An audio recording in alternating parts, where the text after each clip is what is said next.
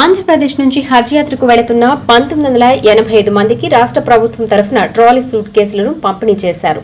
అందులో భాగంగా నెల్లూరు నగరంలోని జామియా నూరుల్ హుదా అరబిక్ కళాశాలలో నెల్లూరు జిల్లా నుంచి హజ్ యాత్రకు వెళుతున్న 160 మంది హజ్ యాత్రికులకు రాష్ట్ర ప్రభుత్వం తరఫున ట్రాలీ సూట్ కేసులను ఏపీ వక్ఫ్ బోర్డు చైర్మన్ అబ్దుల్ అజీజ్ పంపిణీ చేశారు.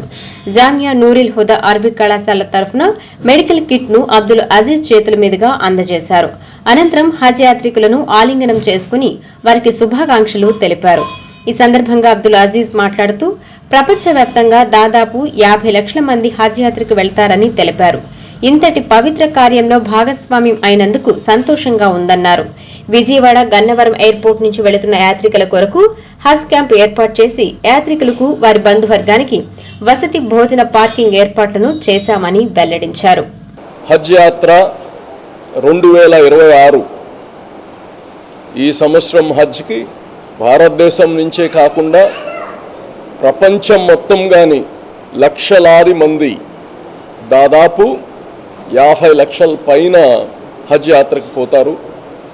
అందులో భాగంగా అక్కడ అందరు పోవాలన్నా వీలు కాదు, ఒక కోటా సిస్టంలో పంపుతారు. ఎందుకంటే అక్కడ ఉండే ఏరియాని బేస్ చేసి ప్లేస్ని బేస్ చేసి అకామిడేషన్ని బేస్ చేసి మక్కాలో మదీనాలో అక్కడ ఉండే అకామిడేషన్ని బేస్ చేసి ఒక కోటా పద్ధతిలో పంపిస్తారు.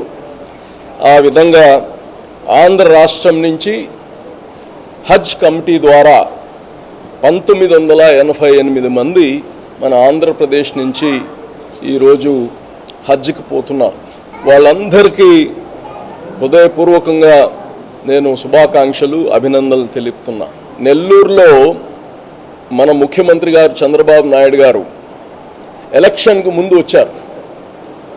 మన ఇక్కడ కోటమిట్లో ఉండే షాదీ మంజిల్లో క్యాంపెయినింగ్లో భాగంగా ముస్లిం సోదరులతో ఒక మీటింగ్ ఏర్పాటు చేశారు.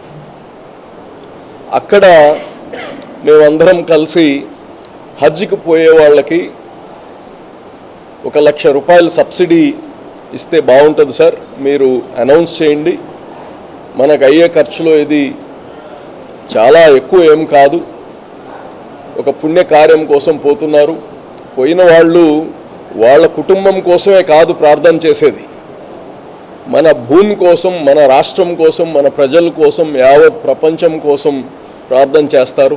కాబట్టి దీన్ని తప్పనిసరిగా చేయాలంటే అక్కడక్కడే అనౌన్స్ చేశారు ఆ రోజు చంద్రబాబు నాయుడు గారు. ఈ రాష్ట్రం నుంచి హజ్కి పోయే వాళ్ళకి 1 లక్ష రూపాయలు సబ్సిడీ ఇస్తానని ఎన్నికలకు ముందు అనౌన్స్ చేశారు. దాన్ని నెరవేర్చిన దానికి ఆయనకి ప్రత్యేకంగా ధన్యవాదాలు తెలియచేస్తున్నా ముస్లిం సమాజం తరపు నుంచి. మొన్న 333 మంది ఇక్కడి నుంచి ఎంబార్కేషన్ పాయింట్ విజయవాడ నుంచి పోయారు. వాళ్ళకి సెండ్ ఆఫ్ ఇవ్వడానికి వచ్చిన వాళ్ళ బంధువులకి వెహికల్ పార్కింగ్ కాడి నుంచి వాళ్ళ భోజనాల కాడి నుంచి మళ్ళా వాళ్ళు తిరిగి ఇంటికి పోయేదాకా ఫాలో అప్ చేసి అన్ని జాగ్రత్తలు తీసుకుంది ప్రభుత్వం. అలాగనే ఇందులో భాగంగా ఎవరైతే ఈ యొక్క హజ్కి పోయి వస్తారో వాళ్ళ అకౌంట్లో ఈ 333 మందికి 1 లక్ష రూపాయలు వాళ్ళ అకౌంట్లో డైరెక్ట్గా జమ అవ్వబడుతుంది.